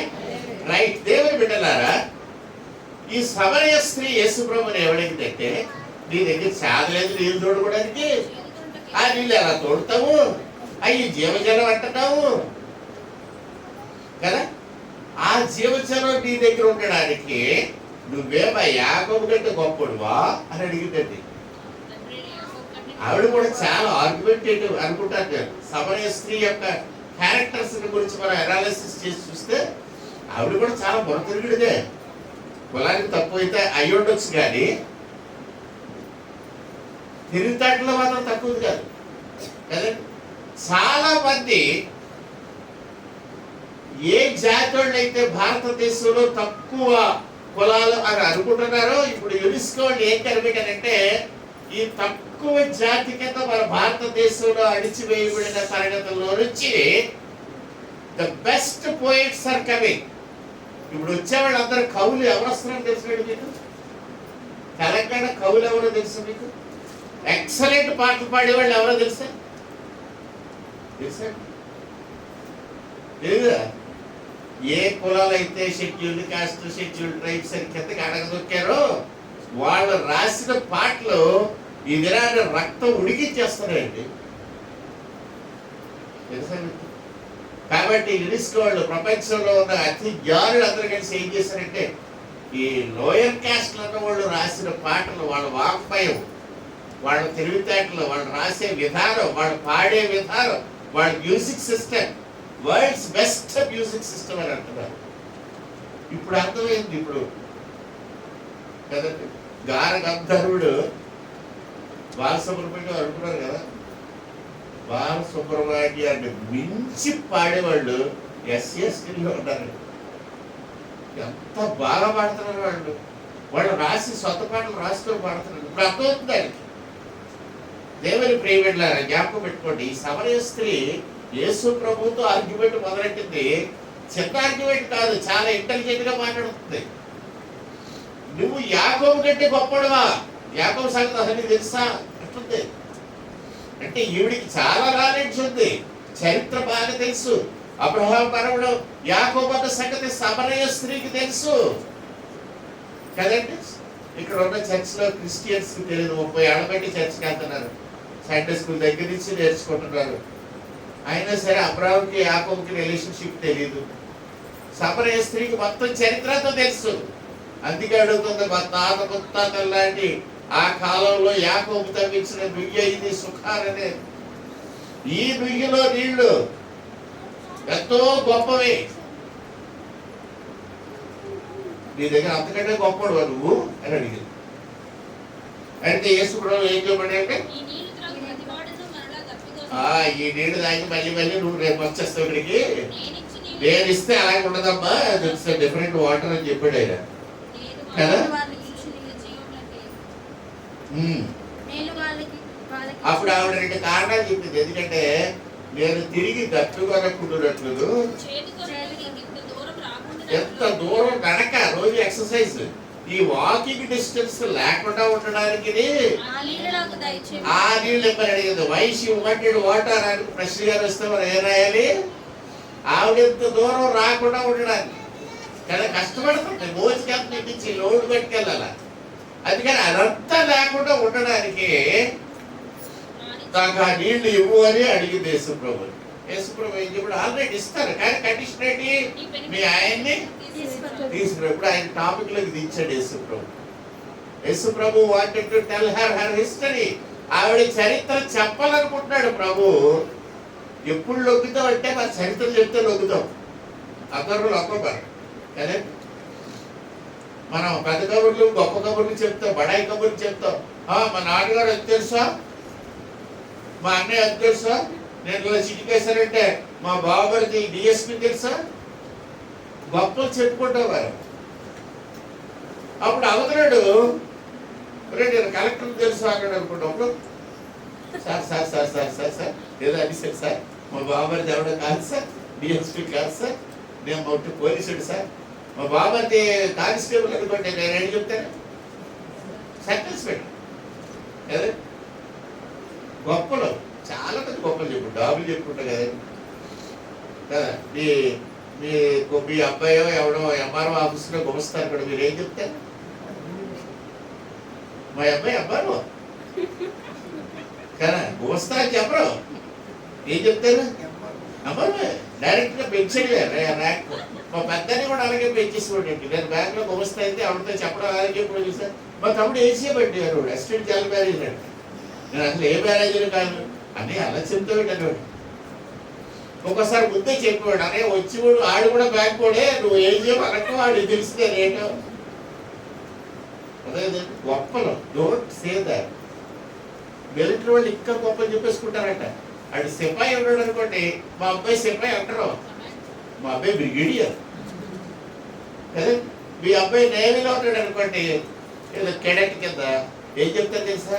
మా అబ్బాయి కమాండర్, ఇంకా శాతకపోతే కబోడోర్ అని కూడా చెప్పేస్తుంది. తెలిసిన వాళ్ళకి ఆడ ఏ స్టేజ్లో ఉన్నాడో వాళ్ళకి తెలుసుకోవాలి. తెలియదు అంటే తెలిసిన వాళ్ళు తెలియదు. నేను నేవీలో ఉన్నాను అనుకోండి, అది మీకు మ్యాటర్ లేదు కదా. చాలా సార్లు ఇలా గొప్పలు చెప్పుకుంటాడు. దేవుని బిడ్డలారా, ఎప్పుడైతే ఈ స్త్రీ నువ్వు మా తాత కంటే గొప్పవా అని కబుర్లు చెప్తావుందో ఆయన తెలిసి నిన్ను లొంగది అని అంటే నీ చరిత్ర చెప్పాలనుకున్నాడు. అందుకని ఏమన్నాడు? మీ ఆయన తీసుకురాడు, నీ పేరు పెట్టి తీసుకురాడు. అప్పుడు ఆవిడకి కబుక్కుని గొంతులో వెనక్కి పడినట్టు అవుతుంది కదండి. నువ్వేటో నాకు తెలిసినే అన్నాడు అనుకోండి, అవుతున్నాడు గొప్పది. బాబు నువ్వు సోల్జర్ తెలుసు, సిపాయి తెలుసు, నువ్వేమీ బ్రిగేడియర్ కాదు, కమాండర్ కాదు అన్నాడు అనుకోండి. నేను నేవి నుంచి వచ్చాను అన్నాడు అనుకోండి, అవుతున్నాడు. అప్పుడు కరెక్ట్గా తెలిసిపోదు, మనకి ఎడక్కే పడుతుంది గొంతులో. ఈ స్త్రీకి అదే జరిగింది. ఏం జరిగింది? ఇప్పుడు మాట్లాడడానికి వీల్లేదు, మా ఆయన లేడు అని చెప్పిస్తుంది అబద్ధం. ఎప్పుడైతే అబద్ధం చెప్పిందో యేసు ప్రభు, అవును నువ్వు చెప్పింది నిజమే, ఇప్పుడు ఉన్నవాడు ఐదో 5వ కాదు 6వ. ఐదుగురు ఉన్నారని చెప్పారు. ఆరో అతను. అది మనం కొంచెం పొరపెట్టుకొని ఆలోచించారు ఇక్కడ ఏంటి ఎంతమంది ఉన్నారు ఏంటి సంగతి కదా. ఐదుగురు చేసుకుందో 6గురు చేసుకుందో ఎంతమంది చేసుకుందో మనకు అనవసరం అండి. ఎందుకంటే వాళ్ళందరితో వీడు లేదు. తాగుబోతులైన ఎఫ్రాయిము వాళ్ళారా అని యెషయా గ్రంథంలో రాయబడింది చూసారా? చదివారు ఎప్పుడన్నా? ఈవిడ పాపం ఒక ఆయన చేసుకుందండి. ఆడు ఫుల్గా తాగి వచ్చాడండి. నేను కూడా పడిపోయాడండి. వారానికి కాలుతో కానీ తగిలిసిందండి. డైవర్స్ ఇస్తుందండి ఆడికి. ఇంకోటి చేసుకుందండి. ఆడు తాగి వచ్చాడు ఫుల్గా. ఒప్పట పడిపోయాడండి. ఆ పడిపోయాడు ఈవిడికి ఎందుకు కాలుతో తల్లి తల్లి వారం అవుతాను కదండి పోయాడండి. అలాగే 5గురు వెళ్ళిపోయారండి. ఇప్పుడు ఆవిడ తప్ప? ఆవిడ చేసింది కరెక్ట్. తాగిపోతాడు, తాగి వచ్చి నీ గుమ్మలో పడిపోతే ఆడితో నువ్వు కాంప్రమైజ్ చేస్తావు. అనవసరం తగిన మంచిది. ఆవిడ చేసింది she did a correct thing. 5గురు పంపిస్తుంది అలాగే. తాగిపోతే లాగేది. ఆవిడ ఆ ఊర్లో ఉన్నవాడు అందరూ తాగిపోతులే. అర్థమైందండి? అది ముందే యెషయా గ్రంథంలో రాయబడింది ఈవిడ సంగతి. ఈవిడ సంగతి మనం యోహాను సువార్తలో చదివితే తెలీదు. ఇది ఎక్కడ చదవాలా? యెషయా గ్రంథంలో ఎప్పుడో 700 సంవత్సరాల క్రితం ఆవిడ పుట్టక ముందు 700 years before the profit is writing something. అందులో చెప్తున్నాడు ఏమనంటే ఈయన ఎఫ్రాయిం వీళ్ళు తాగుబోతున్న ఎంతమందిని చేసుకున్న వేస్ట్. అందుకే ఆవిడ చాలా పవర్ఫుల్ లేడీ అని చెప్పి. వీడు తక్కువది కాదు సమరయ స్త్రీ. అప్పుడు యేసు ప్రభు నువ్వు చెప్పింది కరెక్టే. నీకు ఇదివరకు 5 పెళ్ళిళ్ళు అయ్యాయి కానీ ఒకడు శరీరుడు కాదు, అందరూ తాగుబోతుడు. అందుకే నువ్వు తల్లి తగిలేస్తావు. ఇప్పుడు ఉన్నవాడు కూడా నీ భర్త కాదు అని చెప్పి చెప్పగానే అప్పుడు ఈవిడ ఏం చేసిందంటే ఈయన క్రీస్తు అది ఐడెంటిఫై చేస్తుంది. అది ప్రవక్త అని గ్రహించుచున్నాను. నువ్వు ప్రవక్త అని గ్రహిస్తున్నావు. అబ్బో రైట్. ఆ తర్వాత ఊళ్ళోకి వెళ్ళి అందరికి తీసుకొచ్చింది. ఏమనంటే నేను చేసినవన్నీ నాకు చెప్పిన ఆయన ఇక్కడ ఉన్నాడు కూర్చొని ఆయన క్రీస్తు కాడా అని ప్రశ్నిస్తుంది. హల్లెలూయా. ఇప్పుడు జాగ్రత్తగా వినండి, అసలు స్టోరీ చెప్తున్నాను. ఈవేళ నేను చెప్పబోయే స్టోరీ ఏంటంటే ఆ స్త్రీలో మార్పు వచ్చింది. ఆ మార్పు ఎన్ని స్టేజీల్లో వచ్చిందో ఎలాగ వచ్చిందో అది గమనించండి. మొట్టమొదట యేసు ప్రభువుని చూసినప్పుడు చూడగానే ఏమన్నదంటే నువ్వు యూదుడివి అన్నది. ఫస్ట్ది రే యువర్ ఓన్లీ ఏ జ్యూ, నువ్వు నీళ్ళు అడిగిన బాధలకి అన్నట్టు మాట్లాడింది. రెండవసారి యేసు ప్రభు మాట్లాడేసరికి ఏమంది? నువ్వే జీవించాలి ఓటమి అని అనలేదు. ఇంకా ఏమంటుందంటే నువ్వు చాలా గొప్పవాడుగా అని అడిగి. అంటే ఏమనుకుంటున్నారు బయట? ఈయన మామూలు యూదుడు కాదు, ఈ సంథింగ్ డిఫరెంట్. మామూలు యూదుడు అయితే నన్ను అసలు నీళ్ళు అడగడం. ఈయన మామూలు యూదుడు కాదు, డిఫరెంట్ పర్సన్. యూదుడు కాదు, యూదుడి కంటే చాలా గొప్పడు. అసలు యూదుడైతే ఈ రూట్లో రాడు. అలా పెద్ద అట్టించిపోతాడు, మళ్ళీ ముట్టుకోడు, అంటుకోడు. అంటరాని వాళ్ళు విలేజ్లోకి రాడు. మరి వీడు యూదులై కంటే గొప్పవాడు. నా విలేజ్లోకి వచ్చాడు, నా ఊళ్ళోకి వచ్చాడు, నా నూతులో నీళ్ళు తాగుతున్నాడు. అసలు ఇది వరకు నూతులో నీళ్ళ దగ్గరే కదా గొడవ, మన దేశంలో గొడవ. అంబేద్కర్ గారు కాన్స్టిట్యూషన్ రాయడానికి గల కారణం ఏంటి? అంబేద్కర్ గారు వాళ్ళ అబ్బాయిలు నీళ్ళు తోడితే సినిమా నీళ్ళు ఈ నూతులో నీళ్ళు తోడుతున్నా పంపన్నారు. పోయారు కదా, పోయారు. తెలుసండి మీకు? తెలీదా? తెలీదా? మీరు పెద్దతి గ్రామం వెళ్ళి విలేజ్ దాటిపోగానే అక్కడ 2 నూతులు ఉంటాయి. చూసారు ఎప్పుడైనా? ఆ 2 నూతులు ఏమంటారు తెలుసు మీకు? ఊరు బయట 2 నూతులు ఉంటాయి. ఏ ఊరికి వెళ్ళినా సరే ఆ 2 నూతుల్ని మాల నూతులు అంటారు. ఆ మాల నూతుల్లో కంటే తేడా ఉంది. ఒక నుయ్యి బాగాడితే ఒక నుయ్యి బాదిగొడేది. తెలుసా మీకు? తెలియకపోతే వినండి, ఇదంతా చెప్తున్నాడు చరిత్ర. ఇది బాలలు నుయ్య, ఇది బాదిగోళ్ళు నుయ్య. బాదిగోళ్ళు నుయ్యి దగ్గరికి బాదిగోళ్ళు వెళ్తారు, మాలలు నుయ్యి దగ్గరికి మాలవాళ్ళు వెళ్తారు. అగ్రహారంలో ఉన్న నుయ్యి దగ్గరికి వెళ్ళి ఎవరు వెళ్ళడానికి వీల్లేదు. తెలుసు ఇది వరకు అన్ని రూల్స్ ఉంటే మీకు తెలియదు. అంటే మన దేశంలో కూడా ఈ నూనె దగ్గర నీళ్ళు తోడుకోవాలంటే నువ్వు ఏ నూనె దగ్గరికి వెళ్ళాలో నీకు స్పెసిఫిక్గా అది అలాటెడ్. నువ్వు ఒక నూనె దగ్గరికి ఒకరు వెళ్తే ఒప్పుకోరు, అంత గొడవ అయిపోద్ది. అలా అంత అసహ్యంగా ఉండేది మన దేశంలో. ఈనాడు అవన్నీ కూడా తీసి పారేస్తారు కదా, ఆ బ్యారియర్స్ అన్ని తీసి పారేస్తారు. నేను ఇక్కడ బెందుకు వచ్చిన కొత్తలో మా ఇంట్లో నుయ్యి ఉండేది. ఆ నూతిలో కార్తీక మాసంలో చుట్టుపక్కల ఉన్న బ్రాహ్మణులు అందరూ వచ్చేసి తెల్లవారు ఆడవాళ్ళందరూ అక్కడ నూతిలో స్నానం చేసాం. మేము దొంగలు రాకుండా ఉండడానికి వరండా మీద ఒక లైట్ పెట్టుకున్నాం. ఈ పంతులమ్మలందరూ వచ్చేసి కనుక్కోండి ఆ లైట్ ఆరిపోయింది. మేము ఎందుకు ఆరిపోయారు? మేము స్నానం చేయాలనుకున్నాం. మీరు సాయం చేస్తే నేను లైట్ అయిపోయింది, ఈ కరెంటు బిల్లు నేను కట్టుకుంటే నేను ఆపుకున్నాను. మేము నూతిలో స్నానం చేయాలి. స్నానం చేయడానికి వీలు లేదని నూతిలో నీళ్ళు తాగినోళ్ళు అందరూ నూతిలో నీళ్ళు తాగుతారు. కార్తీక మాసంలో మేము దీపం వెలిగించి అందులో నూతిలో వదులుతారు. కార్తీక మాసంలో ఆ నీళ్ళు తోడుతో నెత్తులు పోసుకుంటారు. ఆ పోసుకున్న తడి తలతో మళ్ళీ నూతిలో మొగ్గితే ఆ తల మీద నీళ్ళేదో నూతిలో పడుతుంది. నేను చెప్పాను ఇక్కడ స్నానం చేయడానికి వీళ్ళు కావాలంటే నీళ్ళు పట్టుకుని వెళ్ళిపోండి దూరంగా, ఎక్కడో స్నానం చేసుకోండి. ఇక్కడ మాత్రం చేస్తే ఒప్పుకోరు. అదేంటండి ఎందుకు ఒప్పుకోరు అన్నారు. మరి మీరు మురికి నీళ్ళు అంటే అందులో పడుతున్నాయి కదా అన్నారు. మాకు గురుకుండడం ఏంటండి అన్నారు. ఏమన్నారు? మేము బ్రాహ్మణులు కదా మాకు గురుకూడదు. మురికి లేకపోతే స్నానం ఎందుకండి? మీకు హ్యాపీగా అలాగే వెళ్ళిపోయి పూజ చేసుకుంటారు. మురికి ఉడుకుంటేనే కదా స్నానం చేయాలి. మురికి లేకపోతే స్నానం ఉంది. రోజు ఏసీలో కొడుకుని స్నానం ఎందుకు? రైట్. ఆఖరి కదా లేదండి మేము ఇక్కడికి ఎప్పుడు నుంచో చేస్తాం. సీట్ ఇప్పుడు నేను వచ్చాను. నాకు కార్తీక మాసం వచ్చింది. కార్తీక మాసంలో మాసం కొరత వేయడం తినడం రాకాల బట్టి ఆ మాసంలో కొంత కైమ కొట్టించి నూతిలో కలుపుతారు. రేపు నుంచి రెండరు అంటే మాసం కలుపుతారు. అదే నెత్తుకు పోసుకోండి. మీరు సంతా తీరుకుంటుంది గప్పకు రావడం వయసు ఇటులటోడే అనేసి కదా. కాబట్టి దేవుడి బిడ్డలారా ఈ నూతుల దగ్గర గొడవ అన్నది ఎప్పుడు ఉన్నదే. ఈ సమస్య అక్కడ ఎప్పుడో 2000 సంవత్సరాల క్రితం సమరయాలు జరిగింది. ఈ 2000 సంవత్సరాలు మన దేశంలో తగలడింది. అంబేద్కర్ గారు వచ్చిన తర్వాత, కాన్స్టిట్యూషన్ రాసిన తర్వాత, లార్డ్ విలియం బెంటిక్ మన దేశానికి వైస్రాయిగా వచ్చిన తర్వాత, రాజా రామ్మోహన్ రాయ్ గారు రిఫార్మ్స్ తీసుకొచ్చిన తర్వాత ఆ సతీ సహగమనం అనే దురలవాటు, ఈ నూతుల దగ్గర ఉండే గొడవలు ఇవన్నీ కూడా సర్దుబడిగాయి. హల్లెలూయా. ఈవేళ ఎంత హ్యాపీగా అందరూ ఒక నూతిలో నీళ్ళు తాగుతున్నారు.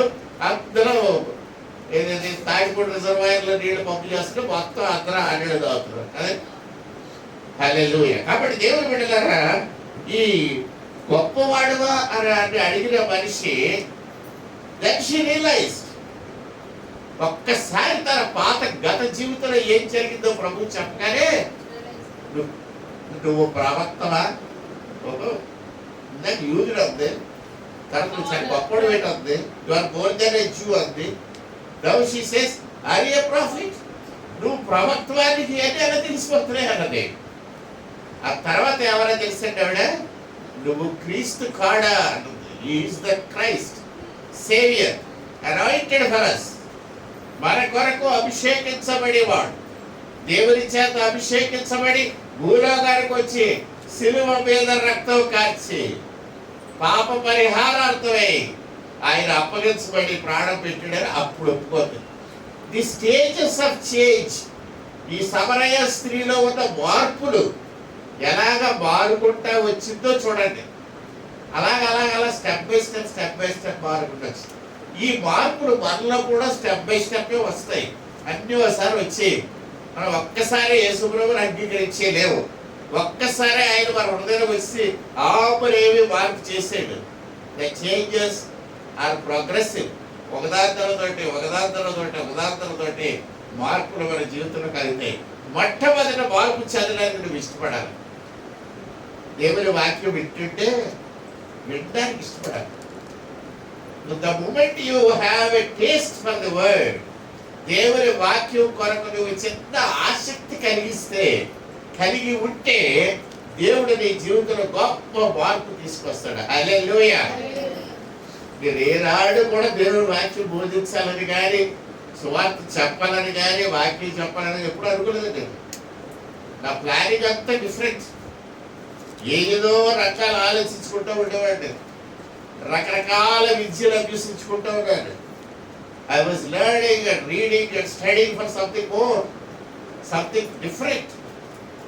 దేవుడు అన్నింటిలో నుంచి ఇలా తీసుకొచ్చి ఇవన్నీ కూడా నీకు పనికొస్తాయి. But still you have to do my service.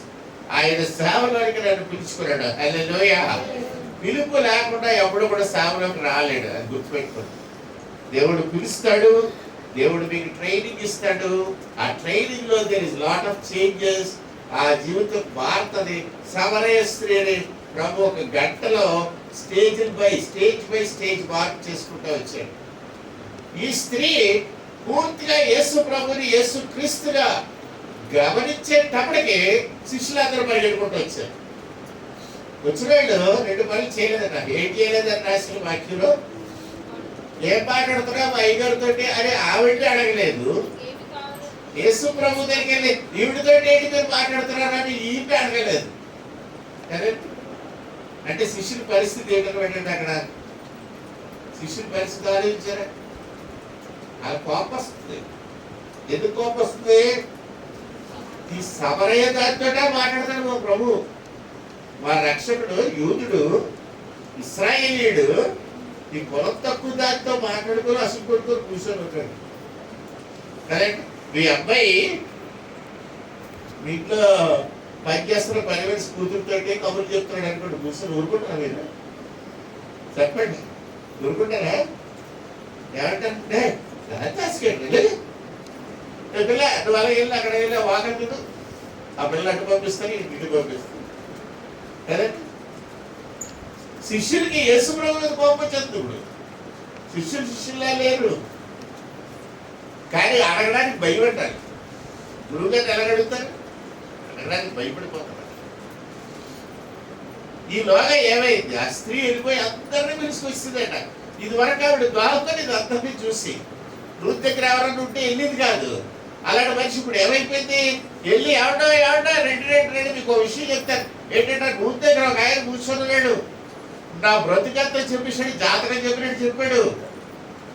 కాబట్టి ఆయన క్రీస్తు కాడ మీరు వచ్చి చూడండి చెప్తే అందరూ మరి ఇంటికి వచ్చారంటే రూత్ దగ్గర. ఇప్పుడు రూత్ దగ్గర మీద మీటింగ్ అయిపోతుందండి. మధ్యాహ్నం 12 గంటలప్పుడు లేదా 1 గంటలప్పుడు ఎవరో ఆ రూత్ దగ్గర ఉండరు. అలాంటప్పుడు ఇది ఇక్కడ ఏమవుతుంది? పెద్ద మీటింగ్.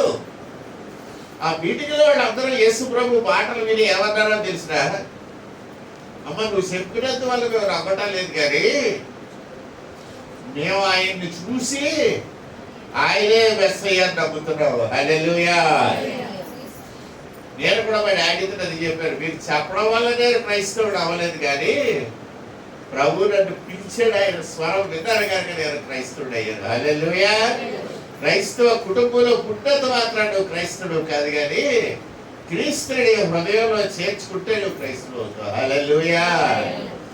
క్రీస్తు మాటలు నీలో నిలిచి ఉంటేనే నువ్వు ప్రభువుని ప్రేమించినట్టు. వాక్యం ఏం చెప్తుందంటే, నీవు నన్ను ప్రేమించిన యెడల నా వాక్యము నీలో నిలిచి ఉంటది. ఒకవేళ నీ వాక్యము నీ మనసులో నిలిచి ఉండకపోతే దాని భావం ఏంటంటే నీ జ్ఞానం లేదని కాదు, నీకు ప్రేమ లేదు. హల్లెలూయా.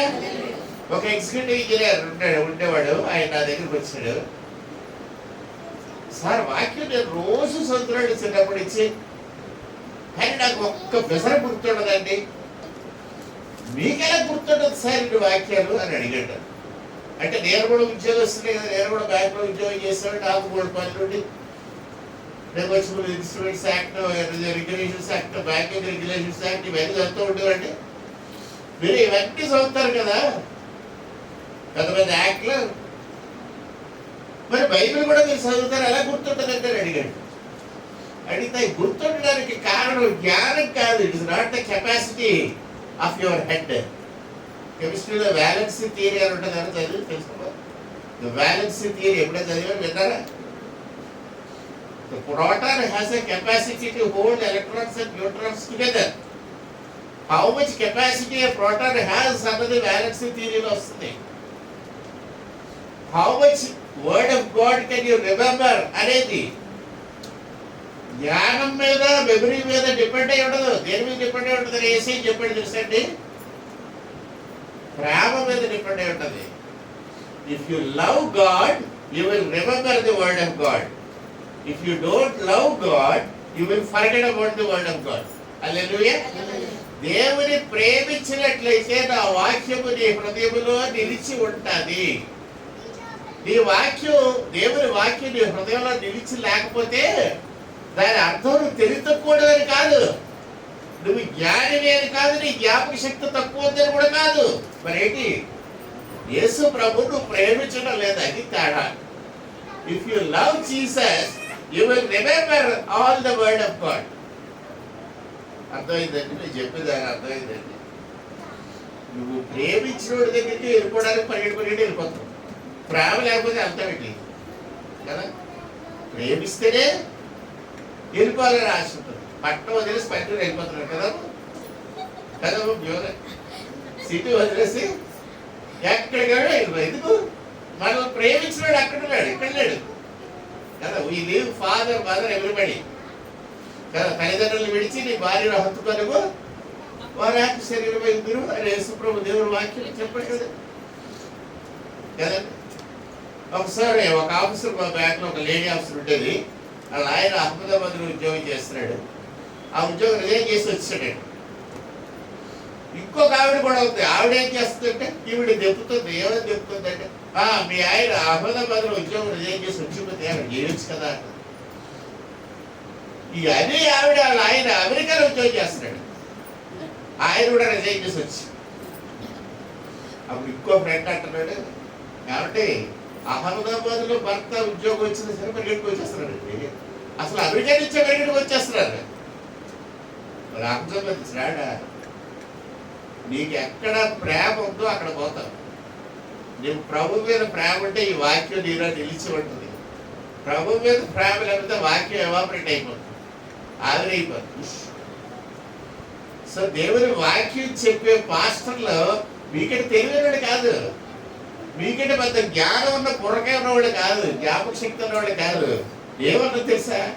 ప్రభువుని ప్రేమించినవాడు. అది అంతేనండి. That is the difference. Because they love Jesus, the word of God is retained in them, they are able to proclaim the same. అంటే ప్రభువుని ప్రేమించడం వల్ల నీకు కలిగేది ఏంటంటే వాక్యం నీలో నిలిచి ఉంటుంది. ఇంకో విషయం చెప్తాను చూడండి. వాక్యం గారి నీ హృదయంలో నిలిచి ఉంటే, వాక్యం గారి నీ హృదయంలో నిలిచి ఉంటే you are master of all trades. Language విషయంలో అవనివ్వండి, ఏ విషయాలు అవనివ్వండి, మ్యాథమెటిక్స్ అవనివ్వండి, సైన్స్ అవనివ్వండి, సర్జరీ అవనివ్వండి, ఎనీథింగ్. నువ్వు ఏ సబ్జెక్ట్ చదివితే ఆ సబ్జెక్ట్ నీ హృదయానికి హత్తుకుంటది. You will be always at the top level. అంటే క్రైస్తవునికి దేవుడిచ్చిన ఆధిక్యత ఎంత గొప్పగా ఆలోచించండి. మీరు ప్రభువుని ప్రేమిస్తే వాక్యం మీలో నిలిచి ఉంటుంది. వాక్యం మీలో నిలిచుంటే మీరు పెద్ద బుర్ర ఉన్న వాళ్ళు అక్కర్లేదు. ప్రేమ గలవాళ్ళు అయితే మీకు వాక్యంతో పాటు నీ లెక్కలు, నీ సైన్స్, నీ కెమిస్ట్రీ, నీ ఫిజిక్స్, నీ physiology, anatomy, all the subjects నీ బుర్రలో క్లియర్గా ఉంటాయండి. హల్లెలూయా. అంటే మన పిల్లలు ఇంజనీర్లు అవ్వడానికి, డాక్టర్లు అవ్వడానికి, సర్జన్స్ అవ్వడానికి, పెద్ద పెద్ద పైలట్స్ అవ్వడానికి, ఏరోనాటిక్స్ ఇండస్ట్రీలో టాప్ బాస్లు అవ్వడానికి అవకాశాలు ఈ బైబిల్ గ్రంథంలో అబెండెంట్గా ఇచ్చాడు. నేర్చుకోండి, ట్రై చేయండి.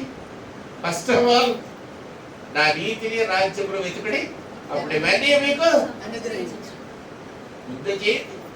దేవుని వాక్యం ముందు బుద్ధి లెగ్గానే బైబిల్ చదవండి, ప్రార్థన చేయండి, వాక్యం మీ హృదయంలో నిలబెట్టుకోండి. ఎలా నిలబెట్టుకుంటారు? నిన్నే వాక్యం చదివారు, మొన్నే వాక్యం చదివారు, ఈవేళ వాక్యం చదివారు, పోయిన వారం పాస్టర్ గారు ఏం చెప్పారు, అంతకు ముందు వారం ఏం చెప్పారు, ఈ వారం ఏం చెప్పారు, వచ్చే వారం ఏం చెప్పబోతున్నారు. మీరు ఒక సిస్టమేటిక్ పద్ధతిలో, క్రమమైన పద్ధతిలో బ్రెయిన్లో పెట్టుకోండి. మీరు చదవవలసిన సబ్జెక్ట్స్ ఖచ్చితంగా మీకు గుర్తుంటాయి. హల్లెలూయా. ఇంత ఖచ్చితంగా నేను ఎందుకు చెప్తున్నానంటే అవన్నీ కూడా నేను ఎక్స్పీరియన్సెస్,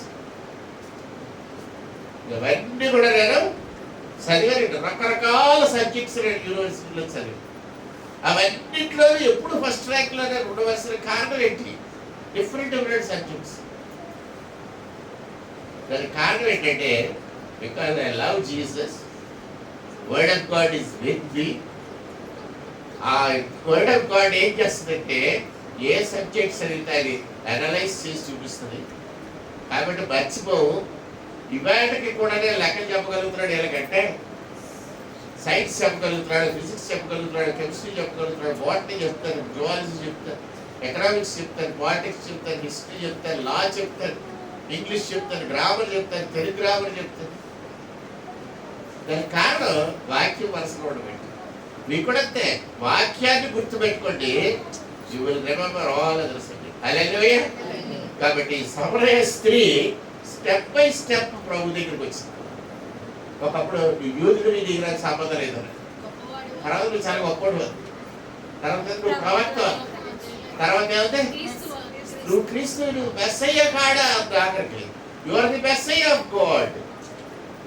కాబట్టి ఆ స్త్రీలో మార్పు ఫ్యూ అవర్స్ లో వేసే తీసుకొచ్చాడు. నీ జీవితంలో మార్పు వచ్చిందా? నీ జీవితంలో మార్పు వచ్చిందా రాలేదా? ప్రభు ఎప్పుడైనా మాట్లాడుతున్నాడా లేదా? నువ్వు వాక్యాన్ని ప్రేమిస్తున్నావా లేదా? వాక్యాన్ని ప్రేమిస్తేనే ఇవన్నీ వస్తే నాకు రావండి. హల్లెలూయా. తనలో ఒకసారి ప్రార్థన చేస్తుంది. ప్రేమ గల మా ప్రియ ప్రభు నీకు స్తోత్రాలు. మమ్మల్ని ఎంతగానో ప్రేమించిన తండ్రి నీకు స్తోత్రాలు. సమరయ స్త్రీ జీవితంలో కలిగిన మార్పులు, the attitude that she has changed from negative to positive, అటువంటి జీవితాన్ని, అటువంటి చేంజెస్ మా బ్రతుకులో కూడా దయచేయండి. నిన్ను ప్రేమించి నీ వాక్యాన్ని మా హృదయంలో నిలుపుకునే కృప ఇవ్వండి. ప్రతిరోజు నీ వాక్యం గుర్తుపెట్టుకునే కృప ఇవ్వండి. జ్ఞాపక శక్తిని ఇవ్వండి. ఆరోగ్య బలం దయచేయండి. నీ సేవలో నమ్మకమైన నీ సాక్షిగా వీళ్ళందరినీ వాడుకోండి. రాబోయే కాలంలో గొప్ప జ్యోతుల వల్ల ప్రకాశించినట్లు కృప చూపండి. ఈ బిడ్డలందరినీ పరిశుద్ధ బాధసన్నిధిలో ప్రతిష్ఠించుకుని ఈ బాధ్యత ప్రార్థన మా ప్రియ ప్రభు రక్షకుడైన యేసుక్రీస్తు వారి పరిశుద్ధ నామములో ప్రార్థించి వేడుకుంటున్నాము తండ్రి. ఆమేన్. లేచి నిలబడదాం. పరలోకమందున మా తండ్రి, నీ నామం పరిశుద్ధపరచబడును గాక, నీ రాజ్యం వచ్చును గాక, నీ చిత్తం పరలోకమందు నెరవేర్చినట్లు భూమి మీద నెరవేరును గాక. మరణం క్షమించిన ప్రకారం మరణం క్షమించండి. మమ్మల్ని శోధన కీర్తించండి. రాజ్యము బలము ఆమేన్. ఇప్పుడు మన తండ్రి అయిన దేవుని నుండి, మన ప్రియ రక్షకుడైన యేసుక్రీస్తు ప్రభు నుండి, పరిశుద్ధాత్మ దేవుని అన్యోన్య సహవాసం ఇప్పుడు మనందరికీ, మన ప్రియులకు, మన కుటుంబ సభ్యులకు, రక్త సంబంధులకు ఇప్పుడు ఎల్లప్పుడు సదాకాలం తోడై ఉండి క్షేమాభివృద్ధి కలిగించేది గాక. ఆమేన్.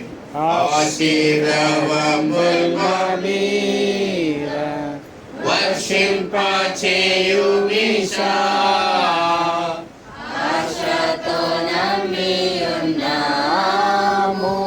నీ సత్యవంతము ఈ మహిమీద కుమ్మరించుము దేవా, నమ్మర ప్రేమ వర్షము కుమ్మరించుము దేవా. ఆమేన్. హల్లెలూయా. అందరికీ వందనాలండి. God bless you all.